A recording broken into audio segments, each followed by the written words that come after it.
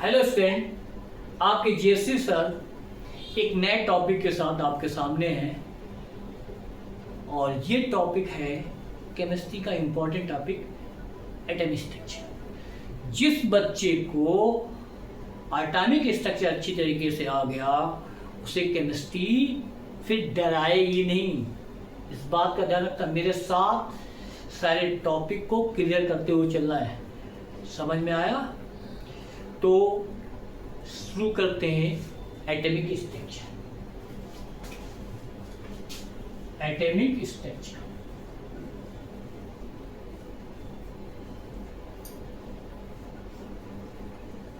अब atomic structure है, सारी इंफॉर्मेशन क्या है? एटम के बारे में ही होगी। एटॉमिक स्ट्रक्चर है तो एटम के बारे में इंफॉर्मेशन देना होगा। तो सबसे पहले आपको discovery of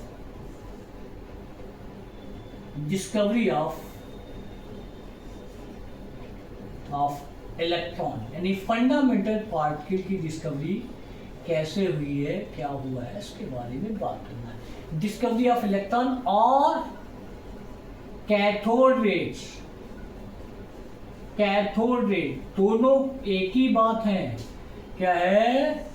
discovery of electron और कैथोड रेज की डिस्कवरी एक साथ हुई है, इसलिए चाहे तो आप डिस्कवरी ऑफ कैथोड रेज कह सकते हैं या डिस्कवरी ऑफ इलेक्ट्रॉन कह सकते हैं। इसके लिए क्या, एक discharge tube Lee, cathode discharge tube Lee.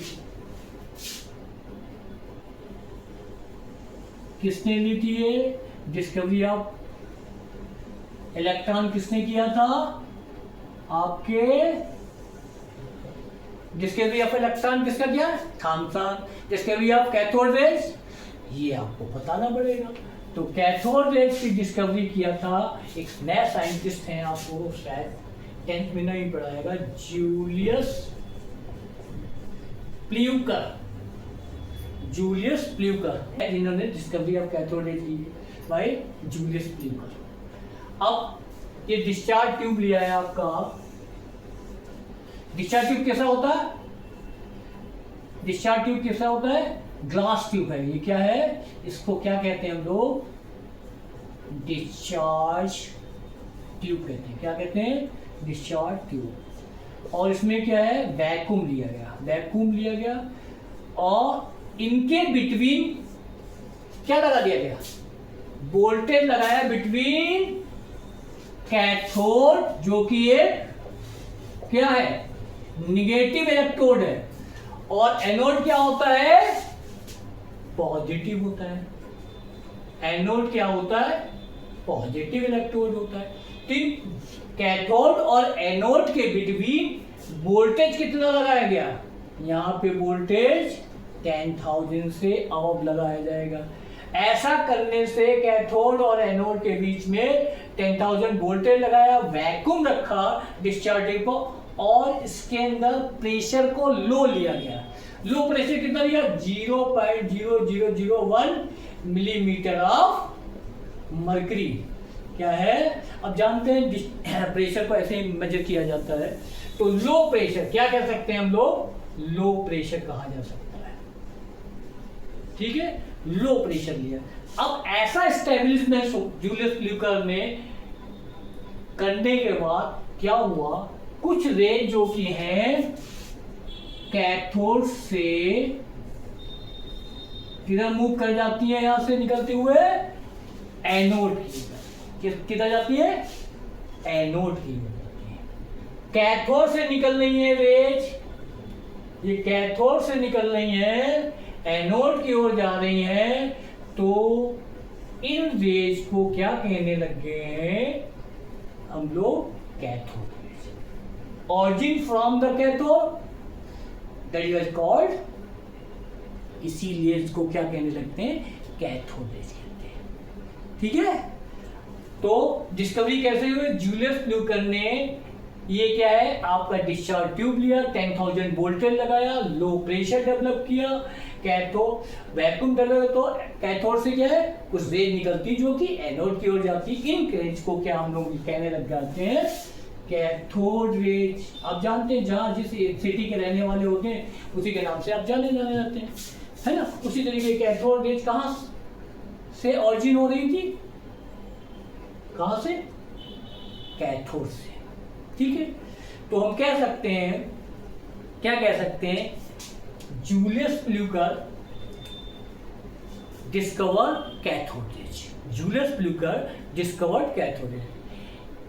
He established 10,000 voltage between cathode and anode and low pressure imposed. Some rays originate from the cathode, move towards anode. These rays are called cathode rays. अब discovery of cathode are given by Julius Leader. अब electron कैसे discover हुआ, electron को discover किसने किया।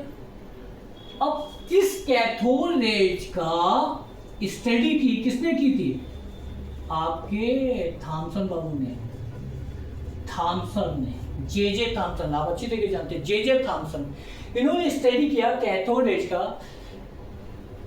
तो देखा कि ये रेज क्या है, कैथोड रेज क्या है, नेगेटिव पार्टिकल से मिलकर बनी है, डिमेड from the negative particle.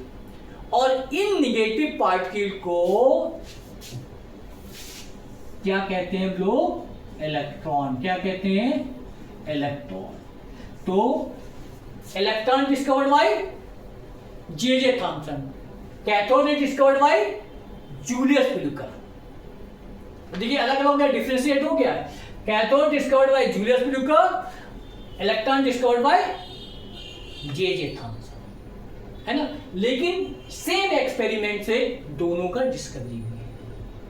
Clear हुई बात। अब भाई इलेक्ट्रॉन सीधे सीधे थॉमसन ने इलेक्ट्रॉन नहीं कहा था, इसका नाम नेगेटिव पार्टिकल था। इसका नाम देने वाले साइंटिस्ट हैं स्टोनी, नेम गिवन बाय, क्या कहते हैं, नेम गिवन बाय, कौन साइंटिस्ट है आपका, स्टोनी। किस साइंटिस्ट का ना, देख लीजिए, ये बहुत कम बताते हैं लोग। ये क्या है, electron name given by stony. Okay, चलिए नेक्स्ट। अब नेक्स्ट, अब इलेक्ट्रॉन की डिस्कवरी हो तो इलेक्ट्रॉन है क्या, what is the electron, what is the electron, क्या डिफाइन करेंगे इलेक्ट्रॉन को, इलेक्ट्रॉन क्या है। तो क्या है, हम ऐसे डिफाइन कर सकते हैं, electron is the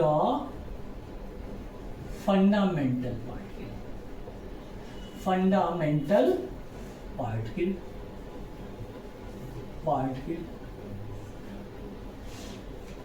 it has one unit negative charge, यानी इलेक्ट्रॉन पे क्या है, 1 यूनिट नेगेटिव चार्ज होगा। एंड मास, जो कि मास of electron, mass of electron कितना होगा, 1/1837 पार्ट ऑफ हाइड्रोजन एटम। आपको पता है कि आपका हाइड्रोजन एटम का मास, यानी स्मॉलेस्ट पार्टिकल मास बहुत कम होता है, और उसका भी 1/1837 पार्ट ऑफ हाइड्रोजन है, यानी कितना मास कम होता है, बहुत ज्यादा मास। इसको इसीलिए निगलेक्ट कभी कभी ले लेते हैं, और इसको डिनोट किया जाता है -1E0, यानी मास नहीं होगा तो नॉट, -1E0। अब डिफाइन कैसे करेंगे, देख लीजिए। अब फंडामेंटल क्यों कहते हैं, फंडामेंटल का मीन्स होता है विदाउट इलेक्ट्रॉन एटम एग्जिस्ट नहीं करेगा, विदाउट इलेक्ट्रॉन एटम एग्जिस्ट नहीं कर सकता, यानी फंडामेंटल है कि एटम है, दैट मींस इलेक्ट्रॉन प्रेजेंट है। ओके, तो डिफाइन कर सकते हैं, electron is the fundamental particle, it has 1 unit negative charge and mass equal to 1/1837 part of hydrogen atom. It is denoted by -1E0. ठीक, अब चार्ज ऑफ इलेक्ट्रॉन यानी मास of electron, पहले बात करते हैं। एक साइंटिस्ट थे आपके मिलिकन्स, साइंटिस्ट थे मिलिकन, उन्होंने ऑयल एक्सपेरिमेंट किया था आई ड्रॉप एक्सपेरिमेंटेड उसके सरफेस से इलेक्ट्रॉन के बारे में उसके चार्ज को डिटरमाइन किया था। तो चार्ज ऑफ इलेक्ट्रॉन कितना होगा 1.6 into 10 to power minus 19 coulomb. कितना होता है 1.6 in 10 to power 19 coulomb. And mass of electron 9.1073 into 10 to power minus 31 kilogram. कितना होता है 9.1073 in 10 to power minus 31 kilogram. और एटॉमिक मास यूनिट में इसका क्या वैल्यू होगी वो भी बता देते हैं।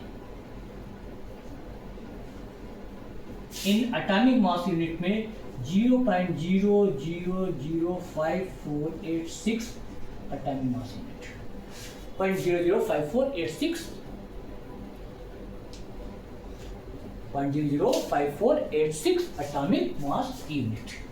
ये आपका क्लियर। तो मास पे इलेक्ट्रॉन पे चार्ज कितना होता है, मास कितना होता है, ये सब ये मास ही है, मास ऑफ इलेक्ट्रॉन है। ठीक, क्लियर हो गई। इलेक्ट्रॉन के बारे में सारी इंफॉर्मेशन आपको आ गई। अब प्रॉपर्टीज ऑफ इलेक्ट्रॉन क्या करते हैं, नेक्स्ट टॉपिक है आपका properties of cathode. Properties of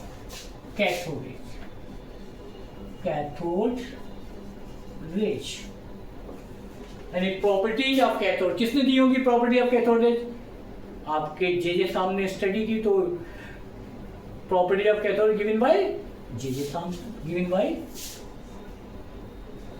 bye J Thompson, क्योंकि इन्होंने ही स्टडी की।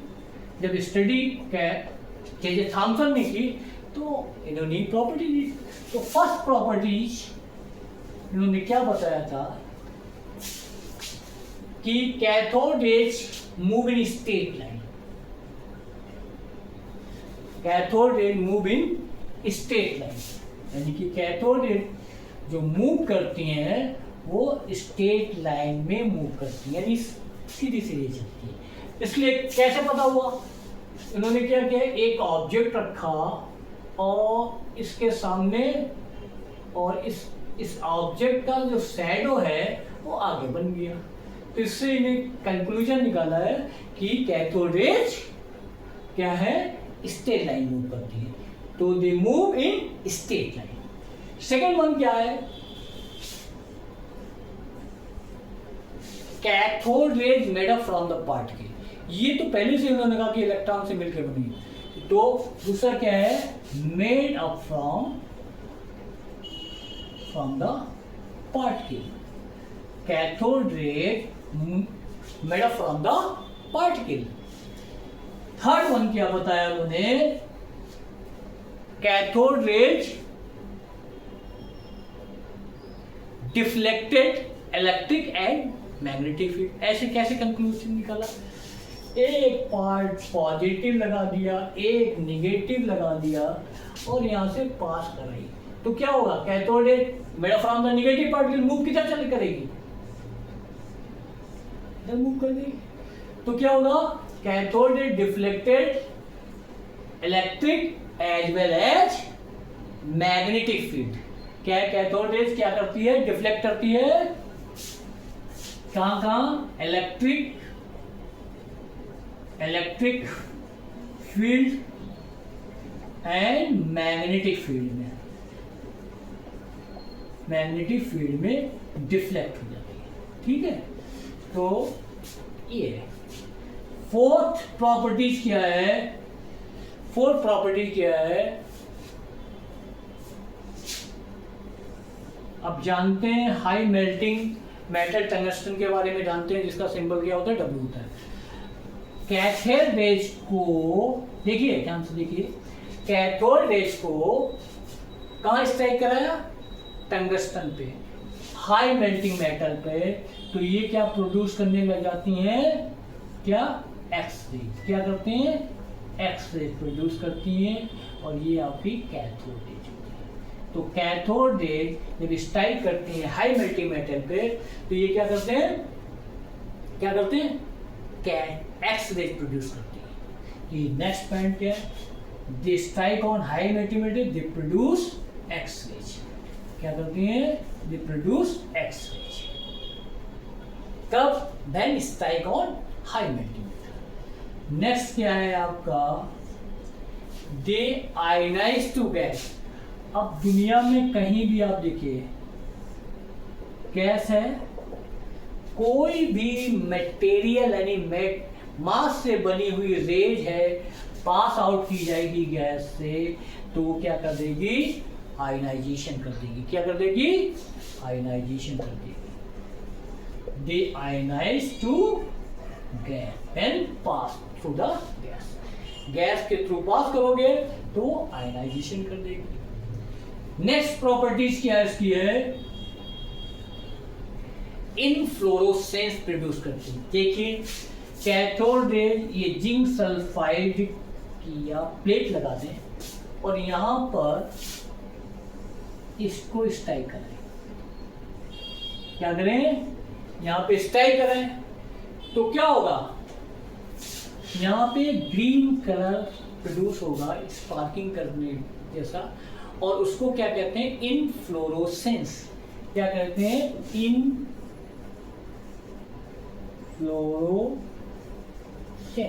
क्या कहते हैं, इनफ्लोरोसेंस। तो ये प्रोड्यूस क्या करती है, इनफ्लोरोसेंस प्रोड्यूस करती है। ठीक, क्लियर हो गई बात। अब ये सारी प्रॉपर्टीज आपकी। नेक्स्ट है आपका डिस्कवरी ऑफ एनोड रेज।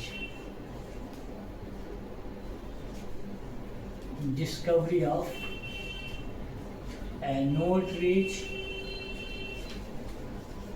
और proton. Discovery of anode rays और प्रोटॉन।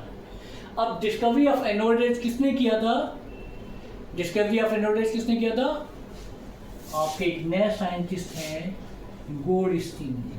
क्या है, Goldstein. But proton discovered by, proton discovered by क्या, Rutherford. Good, very good, Rutherford. Okay, तो गोल्डस्टीन ने क्या किया, एनोड रेज डिस्कवर की, रदरफोर्ड ने किया प्रोटॉन की डिस्कवरी। और वही एक सिस्टम लगा लेते हैं, वही डिस्चार्ज ट्यूब लगाते हैं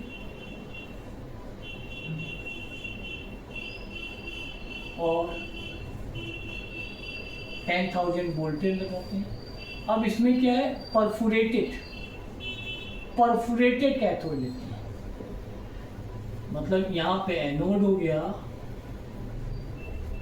और यहाँ पे परफोरेटेड कैथोड, दैट मीन्स छेद वाला कैथोड। और वही pressure 0.0001 millimetre of mercury, low pressure, high voltage, vacuum. ठीक, ये वही सिस्टम डेवलप किया। अब क्या होता है, एनोड से रेज निकलती हैं, एनोड से रेज निकलती हैं जो कि कैथोड की वजह से। तो क्या होगा, क्या कह सकते हैं, discovery of anode is given by Goldstein. He established anode and cathode, perforated cathode, between anode and cathode voltage is 10,000, low pressure established, some rays originate from the anode, move towards cathode. अब क्या है, इन raise को, anode rays को कभी कभी क्या कहते हैं, कैनाल रेज भी कहते हैं। क्या कहते हैं, कैनाल रेज। अब कैनाल रेज क्या करते हैं, जैसे ही ये सिस्टम होता है, आपने देखो कैनाल्स होती हैं, ये आपका क्या है, ब्रिज है, यहाँ से पानी जाता है और यहाँ से निकल जाता है। तो ये सिस्टम डेवलप किया था किसमें, परफोरेटेड कैथोड में, इसलिए इस सिस्टम की वजह से इसको क्या कहते हैं, कैनालेवी कहा जाता है। ठीक है, अब इसकी स्टडी की गई, एनोड ने स्टडी की, एनोड रेज की स्टडी की, तो क्या हुआ, ये जो रेज है वो किससे मिलके बनी थी, पॉजिटिव पार्टिकल से, पॉजिटिव पार्टिकल्स में। और ये पॉजिटिव पार्टिकल्स क्या है, आपके प्रोटॉन। क्या है, प्रोटॉन। तो कह सकते हैं, क्या कह सकते हैं, discovery of anode is given by Goldstein, proton discovered bye Rutherford. क्या कह सकते हैं, discovery of anode ray given by Goldstein. He took the discharge to, इसको discharge tube कहते हैं, he took the discharge to establish 10,000 voltage between anode and perforated cathode. Some rays originate from the anode, move towards perforated cathode. These rays is called anode rays. These rays is called anode rays. Anode is made from the positive particle that is called proton. ठीक है, अब proton की define क्या कर सकते हैं, कैसे definition दे सकते हैं, प्रोटॉन क्या होता है, तो वही है, प्रोटॉन इज द, क्या है, proton is the fundamental particle, fundamental particle. It's has one unit क्या, positive charge, and mass equal to the hydrogen atom, यानी कि इलेक्ट्रॉन से ज्यादा, और डिनोट करते हैं 1h1 या 1p।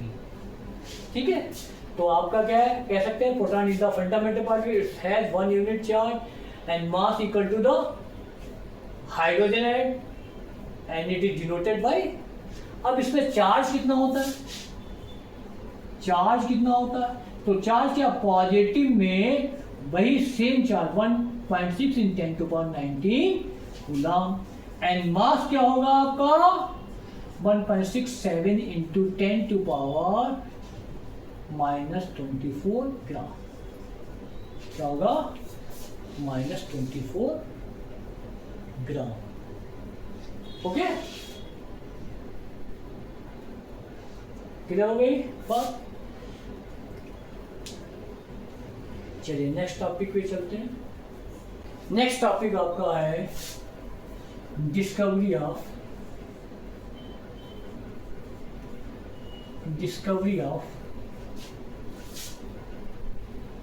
Neutron, discovery of neutron किसने की थी, जेम्स चैडविक ने,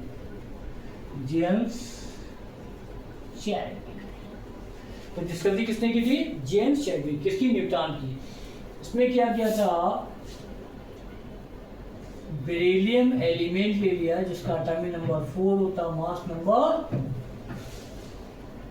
9 होता है, फिर अल्फा पार्टिकल का बम्बार्डमेंट कराया था। क्या किया था, अल्फा पार्टिकल का बम्बार्डमेंट कराया। तो क्या फॉर्मेशन हुआ, कार्बन और कुछ neutral particle, in neutral particle को क्या कहने लगे हम लोग, न्यूट्रॉन कहने लगे, क्या, न्यूट्रॉन। तो क्या है, इसको कैसे, discovery of neutron given by James Chadwick, he bombarded alpha particle on beryllium element to produce alpha particle, क्या, some neutral particle that is called neutron. अब इसका मास चार्ज क्या होगा, न्यूट्रॉन की डिफिनेशन देख लीजिए पहले। तो न्यूट्रॉन क्या होता है, क्या डिफिनेशन है, कह सकते हैं न्यूट्रॉन की डिफिनेशन। तो न्यूट्रॉन को कैसे डिफाइन किया जा सकता है, फंडामेंटल पार्टिकल। दूसरा क्या है, नो चार्ज, यानी कि न्यूट्रल इन नेचर, क्या होगा, neutral in nature. And third one क्या होगा आपका? थर्ड वन क्या है कि इसका मास कितना होगा? मास नियर अबाउट किसके? हाइड्रोजन एटम से। यानी कि जो प्रोटॉन का मास होता है हाइड्रोजन के इक्वल, और न्यूट्रॉन का मास प्रोटॉन से स्लाइटली ग्रेटर होता है, और इसको डिनोट करते हैं जीरो। तो चार्ज क्या होगा? जीरो। मास ऑफ इलेक्ट्रॉन कितना होगा? मास ऑफ न्यूट्रॉन कितना होगा? इलेक्ट्रॉन बोल रहा है, न्यूट्रॉन कितना होगा? 1.68 इंटू 10⁻⁻24 ग्राम। देखिए वहां पे 7 था, स्लाइटली ग्रेटर होता है इससे, प्रोटॉन से। ठीक, ऐसे कंपेयर कर लो। आप कुछ भी लिख देंगे इसके बाद 1.6 के बाद कुछ भी लिख देते, वो उससे ग्रेटर होना है, प्रोटॉन से ग्रेटर होना चाहिए। ठीक है, ओके। अब नेक्स्ट टॉपिक पे जाते हैं। अब बात करते हैं, एक चीज हमने यहाँ पे बात की है, alpha particle. What is alpha particle? अब अल्फा पार्टिकल क्या होता है, इस पे बात करना बहुत जरूरी है, क्योंकि ऐसे लिख दिया और 2He, ये तो हीलिंग जैसा दिख रहा है ना, 2He4 है ना। तो अल्फा पार्टिकल क्या है, इसके बारे में बात करते हैं। देखिए हीलियम एटम होता है आपका He2He4। इसमें आपका क्या है, न्यूक्लियस में कितना होगा? न्यूक्लियस में प्रोटॉन कितने होंगे? न्यूट्रॉन कितने होंगे? 2। प्रोटॉन कितने होंगे? 2। ठीक, और इसके चार ऑफ इलेक्ट्रॉन भी 2 होते हैं। तो ये तो हीलियम एटम का, और atom always neutral particle, always neutral particle. अब लेकिन देखने में देखिए न्यूट्रल ये भी लग रहा है। यहां से अल्फा, ये हीलियम एटम है, ये एटम है, यहां से जब आप 2 इलेक्ट्रॉन को रिमूव कर देंगे, निकाल देंगे, तो क्या बचेगा आपका? ओनली न्यूक्लियस बचता है। क्या बचता है?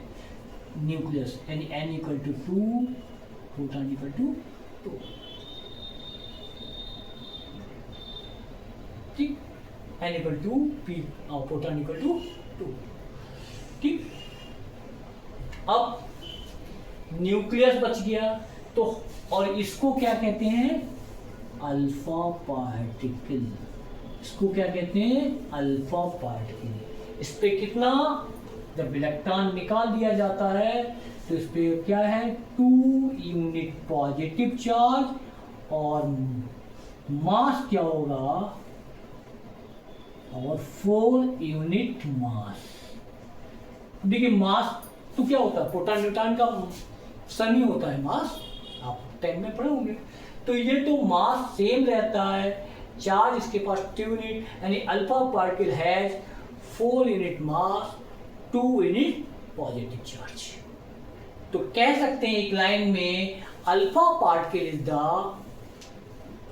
Nucleus of helium atom. Alpha particle is the nucleus of helium atom. Clear?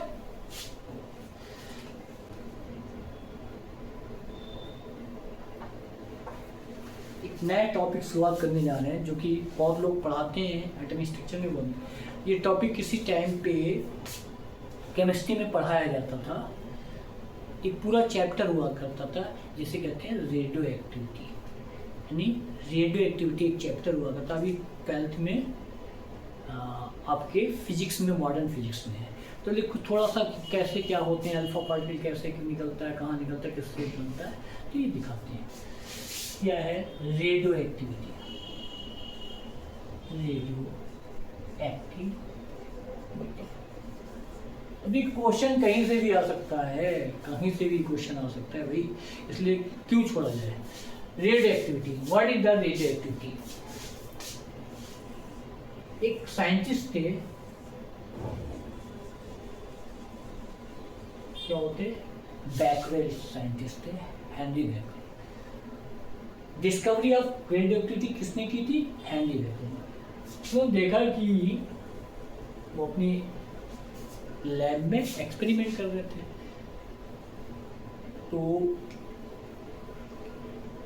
एक पेपर यानी कि जो फोटोग्राफिक पेपर था उसको एक सब्सटेंस के साथ उन्होंने लैब में रख दिया ड्रॉर में। जब दूसरे दिन आए उन्होंने देखा कि उस पर कुछ डिस्ट्रॉय हो गया, कुछ इफेक्ट आ गया, और वो जो सब्सटेंस था उसे उसका नाम था पिच ब्लेंडिंग। वो यूरेनियम ऑक्साइड था। क्या था? Uranium oxide. उसकी वजह से अल्फा बीटा गामा निकली और उस पेपर को डिस्ट्रॉय कर दिया। तो उस पर वो डिस्कवरी जिस पे वर्क कर रहे थे उस पर ना करके उन्होंने शुरू कर दिया रेडियो एक्टिविटी पे वर्क करना।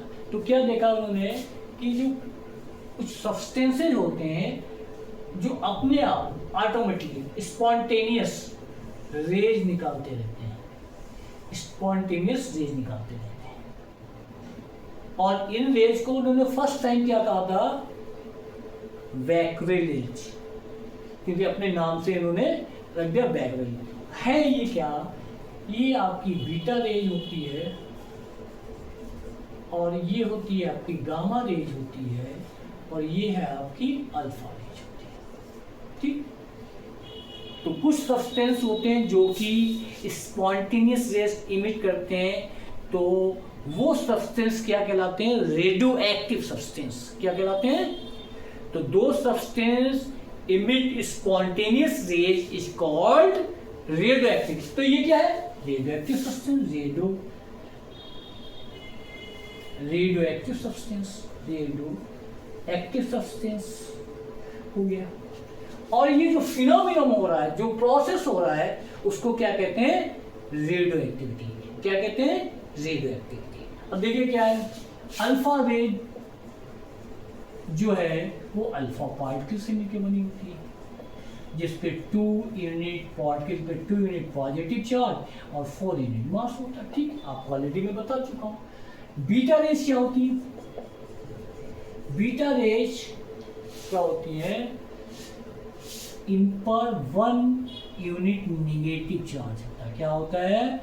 1 यूनिट निगेटिव चार्ज होता है। और ये जैसे एज ए इलेक्ट्रॉन, यानी एज ए इलेक्ट्रॉन, ये क्या होगी? इलेक्ट्रॉन जैसा मास और चार्ज होते हैं। और गामा रेज क्या होती है आपकी? ये इलेक्ट्रोमैग्नेटिक वेव्स होती है। क्या होती है? Electro chargeless massless. ठीक है, चार्जलेस एंड मासलेस वेव होती है। इनको क्या कहते हैं? तो ये क्या करते हैं? ये अब ये सीधी क्यों निकल गई? ये क्यों बेंड हुई? ये ज्यादा बेंड क्यों हो गई? उसका रीजन है यहाँ पे नेगेटिव और यहाँ पे पॉजिटिव लगा दिया, तो क्या खुद में नेगेटिव थी तो पॉजिटिव की ओर बेंड हो गई। ये खुद में पॉजिटिव थे, नेगेटिव की ओर बेंड हो गए, और इन पे कोई चार्ज नहीं था तो ये सीधे निकल गए। ठीक है, अब ये भी क्वेश्चन बनता होगा ये क्यों बेंड ज्यादा हुई, क्यों बेंड कम हुई? और वो तो मोमेंटम की वजह से हुआ, जो आपकी फिजिक्स में कि जो मास जिसका ज़्यादा होगा उसका मोमेंट वेलोसिटी क्या है? कम हो जाएगी। वो आप पढ़े हुए। तो ये क्या ज़्यादा बेंड बहुत तेज़ी के साथ आई तो बेंड ज़्यादा कर गई, वो धीमे स्लो की। ठीक है, तो ये आपका रेडियो एक्टिविटी। चलिए नेक्स्ट टॉपिक आपका है डिस्कवरी ऑफ न्यूक्लियस और अल्फा स्कैटरिंग एक्सपेरिमेंट। इसको कह सकते हैं डिस्कवरी ऑफ न्यूक्लियस और अल्फा स्कैटरिंग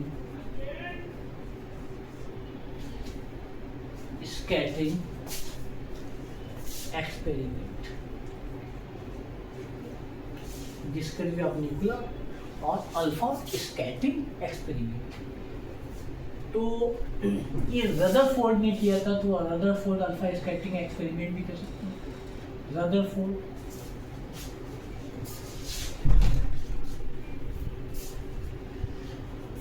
रदरफोर्ड ने किया था,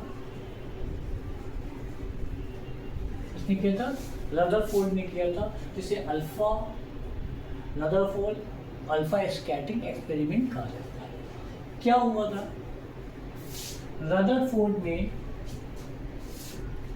गोल्ड प्लेट ली थी, एक थिन गोल्ड प्लेट ली 0.0004 सेंटीमीटर, 0.004 सेंटीमीटर रदरफोर्ड ने गोल्ड की प्लेट ली और उससे अल्फा पार्टिकल का बॉम्बार्डमेंट कर रहा है, अल्फा पार्टिकल का बॉम्बार्डमेंट। क्या किया, अल्फा पार्टिकल, ये सारे क्या हैं, alpha particle, alpha particle, alpha particle, alpha particle.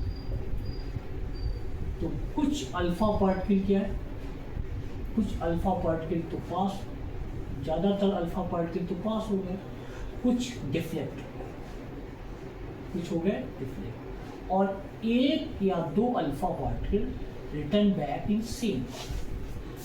क्या most of alpha particle pass हो गए गोल्ड की प्लेट से, गोल्ड की प्लेट से, गोल्ड की प्लेट से most of alpha particle pass हो गए, some deflected, 1 or 2 return back is same path. यानी कि एक्यूरेट वैल्यू बताई है 10,000 अल्फा पार्टिकल डाले गए तो 9999999 क्या, या तो डिफ्लेक्ट हो गए या पास हो गए, केवल एक अल्फा पार्टिकल अपने पाथ पे वापस आया। अब आप ऑलरेडी जानते हैं ये गोल्ड की जो प्लेट है, गोल्ड की जो प्लेट है वो गोल्ड के एटम से बनी होगी, तो जो बिहेवियर गोल्ड की प्लेट कर रही है वही बिहेवियर क्या करेगा, एटम करेगा। तो क्यों ना एटम के ऊपर ही देख लेते इसको, देखिए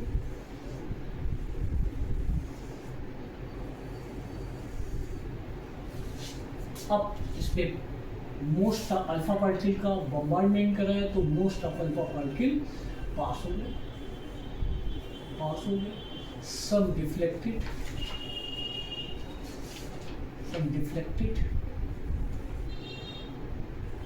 और एक अल्फा पार्टिकल रिटर्न बैक, ठीक है, अल्फा पार्टिकल। अब इस एक्सपेरिमेंट का रदरफोर्ड ने क्या कंक्लूजन निकाला, जो most of alpha particle pass हो जाते हैं उसका रीजन है most part of the atom. क्या ऑब्जर्वेशन किया है, क्या ऑब्जर्वेशन किया, क्या ऑब्जर्वेशन किया, most of alpha particle pass इसलिए हो जाते हैं, most of alpha particle pass out हो जाते हैं, उसका रीजन बताया, उसका due to most part of atom क्या है, एम्प्टी है, क्या है, एम्प्टी है, खोखला है, most of part of atom empty है, इसलिए ज्यादातर अल्फा पार्टिकल पास हो जाते हैं। सेकेंड ऑब्जर्वेशन क्या देखा कि सम अल्फा पार्टिकल डिफ्लेक्टेड, डिफ्लेक्शन होता है, deflection from the centre of atom, centre of atom. अब उसका क्या रीजन बताया, उसका रीजन ये बताया कि जो सेंटर ऑफ एटम है, जो सेंटर ऑफ एटम वो क्या है, पॉजिटिव है, क्या है, पॉजिटिव है। तो सेंटर ऑफ एटम क्या है, पॉजिटिव, ठीक। अब क्यों अल्फा पार्टिकल पे ट्यूनिट पॉजिटिव और सेंटर एटम भी पॉजिटिव, तो क्या होगा, रिपल्सन का फोर्स लगेगा, पूरी हम जाएंगे, इसलिए डिफ्लेक्शन होता है। थर्ड कंक्लूजन क्या, एक अल्फा पार्टिकल जो वन अल्फा पार्टिकल जो return back in same path, उसका रीजन ये बताया कि रिटर्न बैक, जो कि रिटर्न बैक हुआ, उसका रीजन ये बताया कि जो सेंटर एटम है पॉजिटिव तो है ही, रिजिडिटी बहुत ज्यादा है, रिजिड एंड सॉलिड, क्या है, रिजिड है और सॉलिड है पॉजिटिव। इसकी वजह से 10,000 जब अल्फा पार्टिकल 10,000 अल्फा पार्टिकल डाले गए, 9,999 क्या या तो डिफ्लेक्ट हो गया या पास हो, लेकिन एक क्या है सेंटर पार्ट पे अटैक किया, उससे क्या जितनी ज़्यादा रिजिडिटी होगी उससे रिटर्न में। तो ये कंक्लूजन आपका। अब इससे क्या पता लग गया कि न्यूक्लियस क्या होता है, पॉजिटिव होता है, रिजिड होता है ना, और डिस्कवरी ऑफ न्यूक्लियस। क्लियर, बात समझ में आ गई अच्छी तरीके से। अब इसी बेस पे रदरफोर्ड ने अपना एक मॉडल लिया जिसे कहते हैं रदरफोर्ड एटॉमिक। देखिए नेक्स्ट टॉपिक है रदरफोर्ड एटॉमिक मॉडल।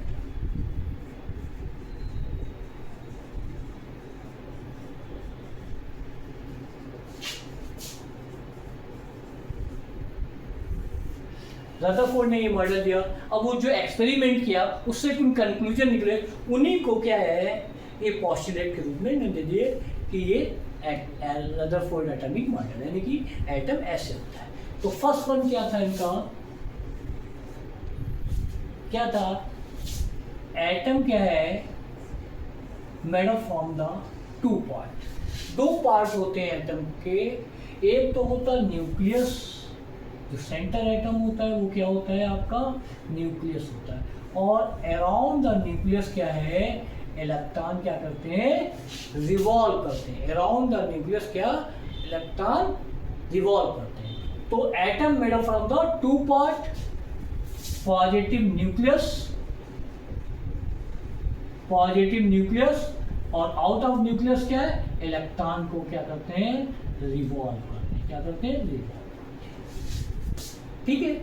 दूसरा कंक्लूजन क्या निकाला उन्होंने कि total mass of the atom situated at the centre of, यानी कि टोटल जो मास होगा वो टोटल मास कहां पाया जाएगा, न्यूक्लियस पर। क्या है, न्यूक्लियस, क्योंकि इलेक्ट्रॉन का मास निग्लेक्टेड होता है। तीसरी बात इन्होंने क्या बताई कि number of proton equal to number of neutron, sorry number of electron. तो जिसकी वजह से एटम क्या होता है, इन न्यूट्रल होता है। क्या होता है, जिसकी वजह से चार्ज पॉजिटिव निगेटिव दोनों सेम होते हैं, that is why atom is neutral, यानी चार्ज। ठीक। फोर्थ क्या बताया कि जो वॉल्यूम ऑफ द न्यूक्लियस होता है, वो क्या होता है, लेस होता है compare to volume of the atom. ठीक है। अब नेक्स्ट क्या, अब कह सकते हैं, देखिए कैसे पता किया जा सकता है कि वॉल्यूम न्यूक्लियस कैसा होता है। अब न्यूक्लियस का जो साइज होता है, हम बता दे रहे हैं आपको, न्यूक्लियस का साइज जो होता है वो लगभग क्या होता है, 1 फर्मी होता है। 1 फर्मी 10⁻⁻15 मीटर के। और एटम का जो साइज होता है, एटम का साइज होता है, ठीक है, तो क्या है, साइज ऑफ न्यूक्लियस 1 फर्मी और साइज ऑफ एटम जो होगा वो क्या होता है, 10⁻⁻10 मीटर। ठीक है। तो साइज ऑफ न्यूक्लियस छोटा होता है, साइज ऑफ एटम बड़ा होता है। ठीक है। तो न्यूक्लियस का आप रेडियस निकालना चाहें तो एक फॉर्मूला होता है, रेडियस ऑफ न्यूक्लियस निकालने के लिए फॉर्मूला होता है r⁴ अब r न्यूक्लियस है, रेडियस न्यूक्लियस निकालना है, एक फॉर्मूला होता है r0, a यानी मास नंबर है, और 1/3। तो आप क्या कर सकते हैं, और r की वैल्यू होती है 1.1 फर्मी।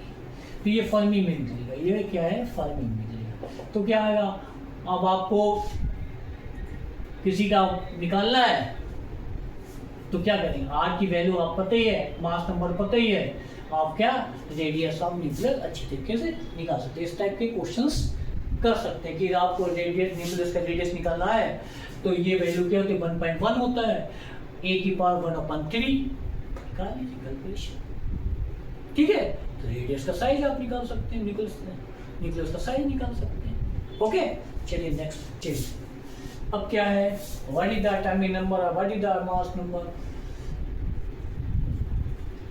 एटॉमिक नंबर क्या होता है, इसे जेड से डिनोट करते हैं, अच्छी तरीके से जानते हैं, आपको सेट पड़ा होगा, नंबर ऑफ प्रोटॉन, ना कि इलेक्ट्रॉन।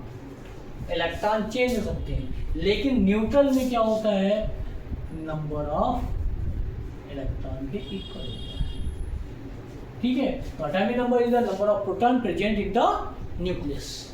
नेक्स्ट आपका है mass number. Mass number capital A से डिनोट करते हैं, sum of the proton and neutron, ठीक, यानी कि क्या होगा P प्लस N क्या बताएगा आपका मास नंबर किसी एटम का, ठीक है। इनको न्यूक्लियस भी कहते हैं, क्या कह सकते हैं, न्यूक्लियस भी कहते हैं, न्यूक्लियस में पाए जाने वाले पार्टिकल, ठीक है। और ठीक है, अब नेक्स्ट टॉपिक आया आपका, नेक्स्ट टॉपिक है आइसोटोप्स। नेक्स्ट है आइसोबार, नेक्स्ट है आपका आइसोटोन्स, नेक्स्ट है आपको आइसो इलेक्ट्रॉनिक, और इम्पॉर्टेंट है जो कि कम पढ़ते हैं लोग, आइसोस्टर्स एंड आइसोडायाफेज, आइसोस्टर एंड आइसोडायाफेज। चलिए शुरू करते हैं, बहुत इंपॉर्टेंट टॉपिक है, देखिए isotopes.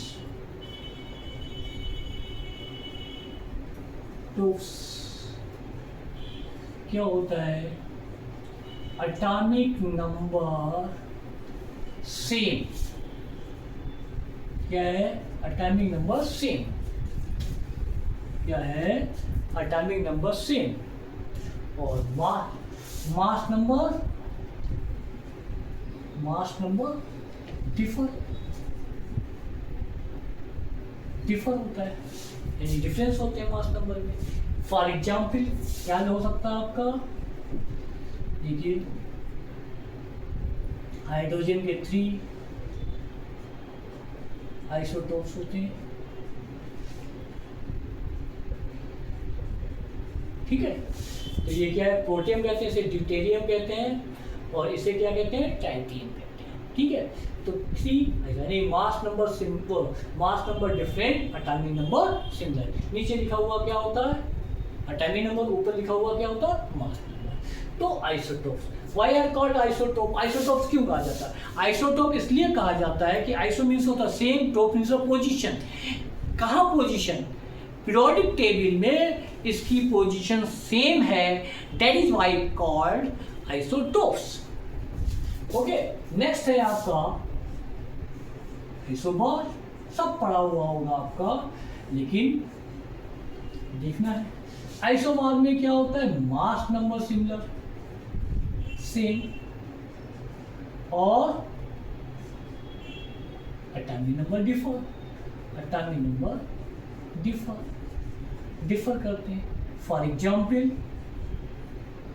Argon atomic number 18 40 mass, potassium 19 40 mass, calcium 20 40। ये देखिए मास नंबर सेम है, इसलिए क्या है आइसोबार है। आइसोटोन्स में क्या होता है, number of neutron same, number of neutrons same. क्या होता है? नंबर ऑफ न्यूट्रॉन्स सेम होते हैं और मास number, atomic number differ. For example silicon, phosphorus, sulphur, atomic number 14, 13 mass number, atomic number 15, 31, atomic number 16, mass number 15। और सभी में देख लीजिए फार्मूला होता है जिससे आप निकाल सकते हैं A = P+N होता फार्मूला, ठीक है। तो आपका एटॉमिक नंबर मान लीजिए इसका 32 है, तो यहाँ प्रोटॉन क्या है 30 हो गया, तो N = कितना हो गया 16। तो सभी में न्यूट्रॉन नंबर क्या है 16 है। और नेक्स्ट आया आपका आइसोइलेक्ट्रॉनिक।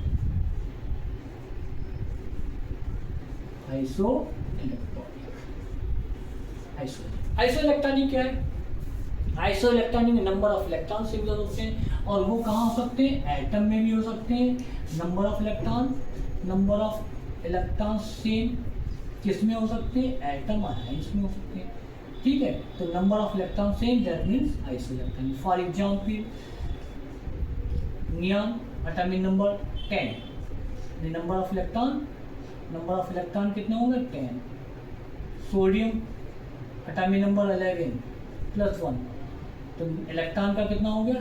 एक इलेक्ट्रॉन निकल गया, 10 हो गया। मैग्नीशियम, एटॉमिक नंबर 12, 2 इलेक्ट्रॉन निकाल दिए तो इलेक्ट्रॉन का नंबर कितना हो गया? 10।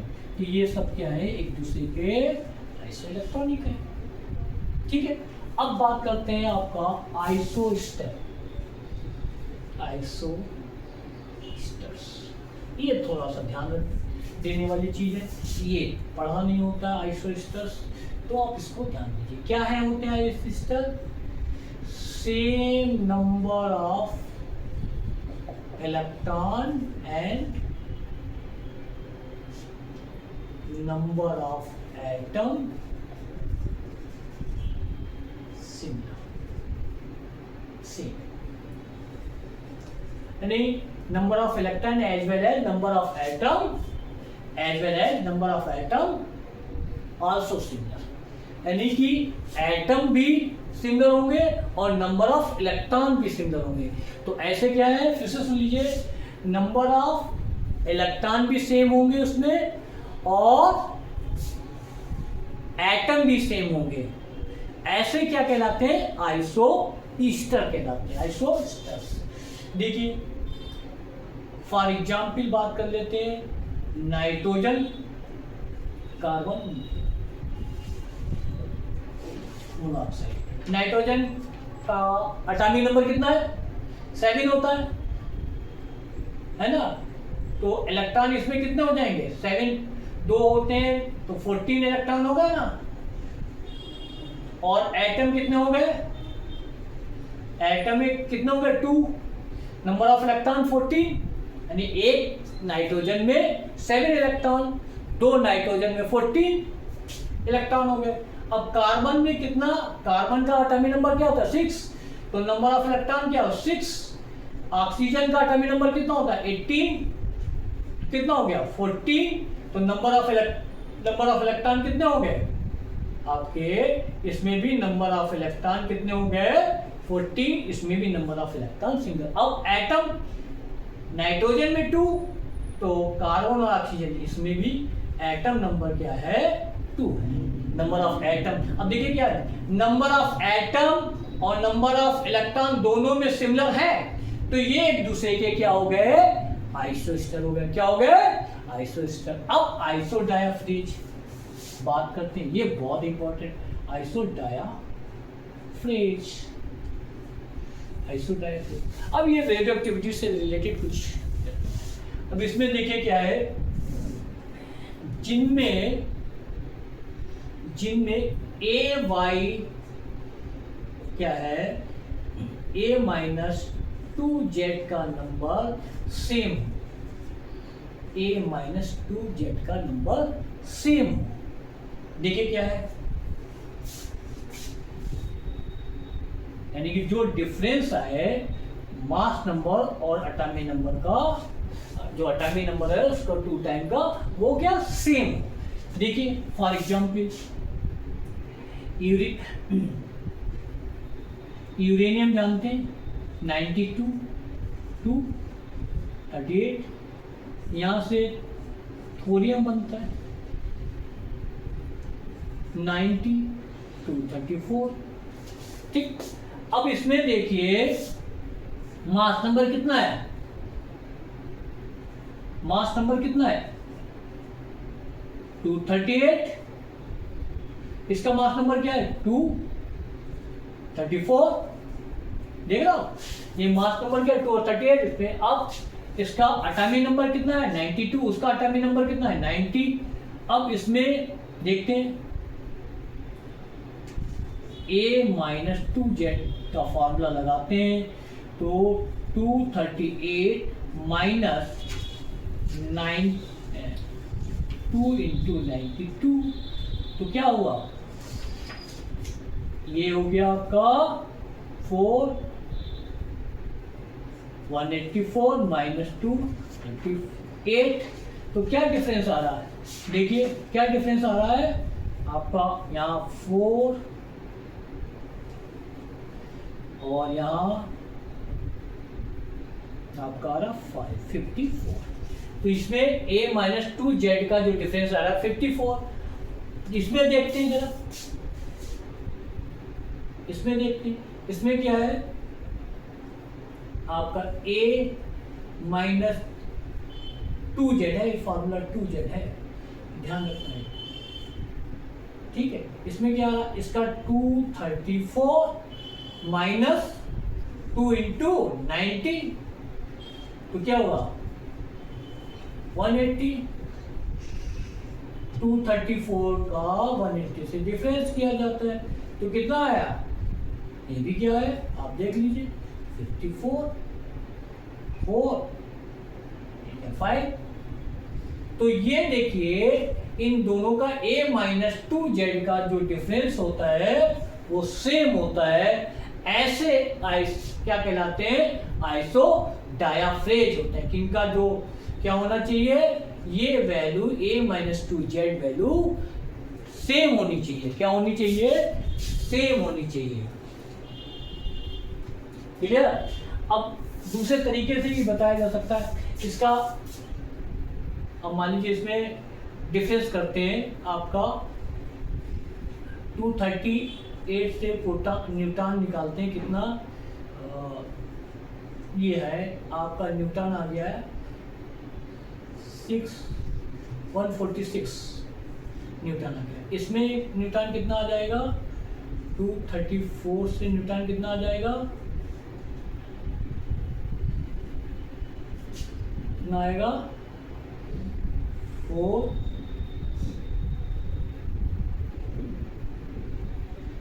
144 ये न्यूटन।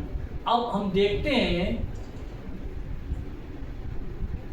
N/T भी करके देखते हैं, तो क्या है 146 माइनस 92, तब भी क्या हो गया आपका, कितना आया 4, इसमें 9 गया कितना हुआ 54, तब भी क्या है इन सब दोनों का क्या होगा, यही वैल्यू आती है 94। तो आइसो डायाफ्रेज कहाँ पाया जाएगा, अक्सर क्या बनता है, रेडियोएक्टिविटी में बनता है। और इनमें N/P जो वैल्यू होती है उनकी वैल्यू सेम होती है, या क्या है A-2Z की वैल्यू दोनों एलिमेंट में सेम होती है। ओके स्टूडेंट्स, इस वीडियो को आप लाइक करें, शेयर करें और चैनल को सब्सक्राइब कर लें, जिससे आपको नए वीडियोज अर्ली मिल पाए। ठीक है, ओके, थैंक यू।